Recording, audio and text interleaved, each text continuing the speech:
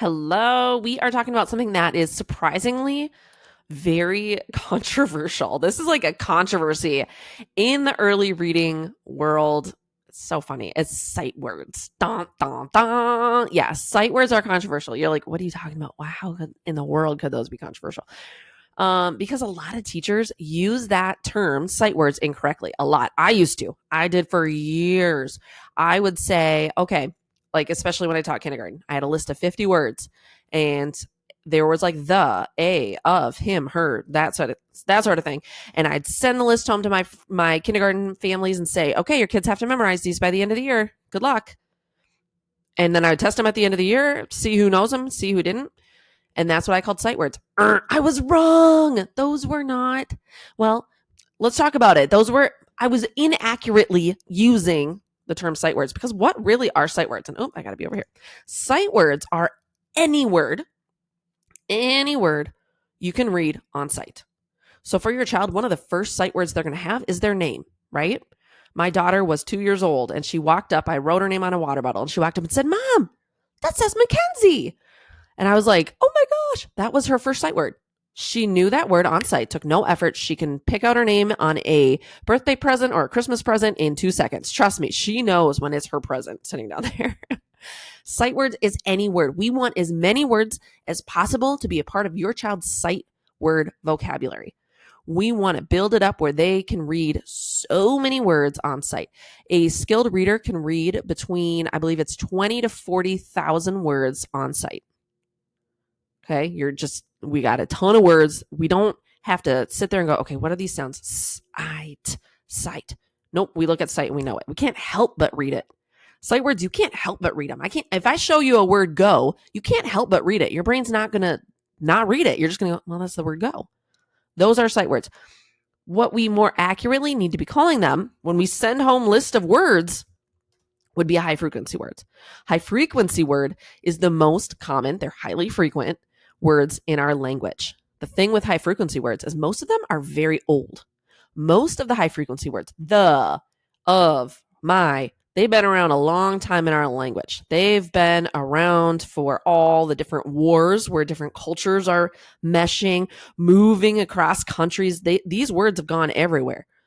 So what happens over time is some of these words, how we pronounce them have changed, because you can imagine two cultures mixing. They have different accents. They mix together.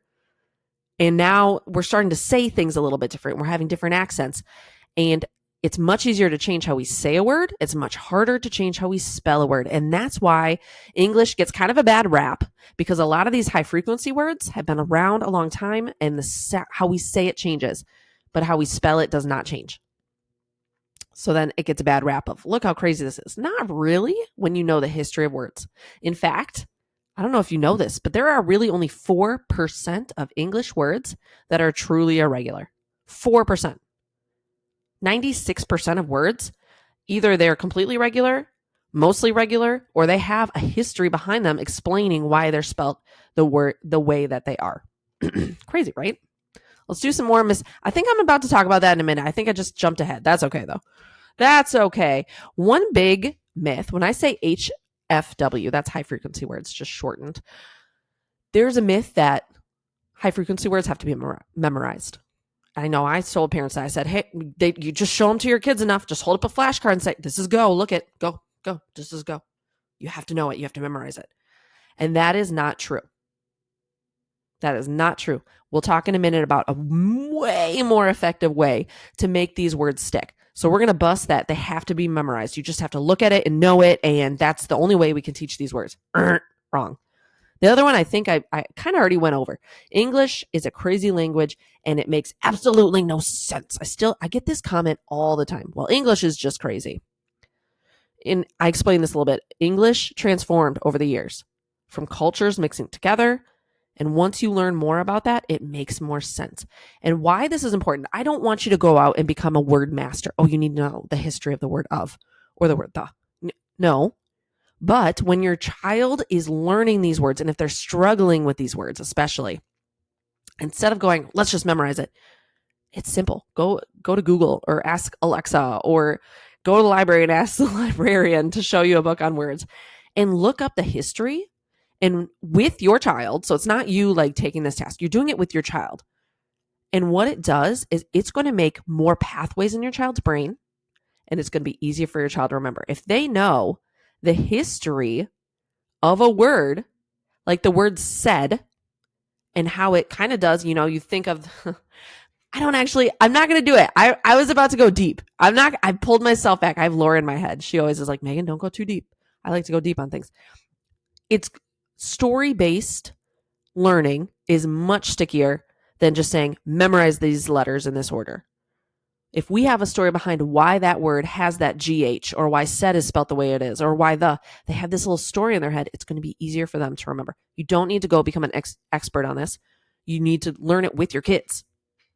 That's it. And go, Alexa, tell me about the history of the word said. And she's going to tell you. I bet my Alexa is about to go off.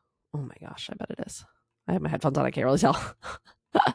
So let's go through 3 ways you can work on these high frequency words. The first one is mapping them out just like you would any other word. This is how we suggest teaching words, as you think sounds first. So if you want the word him, you'd actually start with the sounds. There'd be no letters, and you go, and then you go, how do we spell those sounds? H-I-M. That's how we spell it. Boom. It's as simple as that. About half of our high frequency words are completely decodable. You can do about half of them. This is going to work. You say the sounds. So how do you spell the sounds? Good to go. So mapping out those words. So for those words that are completely, they do make sense, this is the best way to teach your high frequency words. Do it 5 times in a row, walk away, and then maybe the next day do it 5 more times, and get that repetition in. But it's really that simple. In Miss Buddy Reads, we teach them in a super fun way, multisensory with games. So if you're in Miss Buddy Reads, check that out. Because we have a lot of fun with this. That's like the plain, like just do it kind of way, but there's ways to zhuzh it up and make it exciting. Anyways, for those words that have some irregular parts, that have those spellings that maybe don't quite match, that makes our language so crazy, even though it's not, all you got to do is put a little heart over it. Those are the parts your child needs to know by heart. Because if you think of the word said, only the middle sound is the part that doesn't match, right? It does sound like an E. If we're going off how we have our language now, said sounds like it should be an E. And if a child writes an E, I celebrate a little bit, like, hey, awesome, you're hearing the right sounds. This is an interesting word, though. And this word, we're actually going to use an AI to make the sound. Isn't that interesting? We're going to put a little heart. That's the part we learn by heart. And then when you have them go write it, remember, you'll just give them a reminder. Remember that middle part? That's the part you're going to know by heart. Just that middle part. The other parts totally make sense. You know this. Duh. You know the duh. So now it's not the entire word they have to memorize. It's just that one sound. This was a game changer when I started using this with my intervention students. They learned words that they were stuck on for years in like days. They had them. Like, it's crazy. And my last suggestion is to use patterns. So grouping these high frequency words by skill. For example, the, that, and then all start with the th sound. So I can teach all 3 of those at the same time. It's going to save time, and it's going to help your child connect these sounds more. So by grouping them by skills. And I'm actually going to link something, because if you get our high frequency word helper, if you invest in that, we have these words broken up for you. So they'll say, okay, these are the short A words, the short E words, the long A words. So it breaks it down for you, the top 133 words in our language. And it also actually has a video for, right now I think we have about 50 words in there, and then you could submit words. If you're like, hey, I need a word that's not in there, you submit it and I make a video. So it'll be endless how big it's going to be. And I teach it. I actually go through teaching the Heartword method to your kids so that, you don't even have to worry about it. So I'll link around this video, up, down, over, wherever, if you're interested in getting that to help you with this. But this is a great place to start. Just remember, English is not that crazy. Really has to do with the history of our words. We're using high frequency words instead of sight words now. I kind of go interchangeably because most parents do think sight words, because that is still what teachers say a lot, unfortunately. But also 3, using how to teach it. You're either just going to teach it like a normal word. Just teach it like a normal word. If it makes sense, teach it like a normal word. Or use the Heartword method if there's a part that does have kind of that weird connection that your child may be going, isn't that an E? And then you're going to teach it with the heart word method. And also a huge benefit to using patterns and kind of grouping words with similar words to really make them more sticky is a big suggestion. So yeah, again, I'll link, if you're looking for a high frequency word helper, I'll have that linked around here. Otherwise, thank you so much for watching. I trust this was helpful, and I will see you in the next one.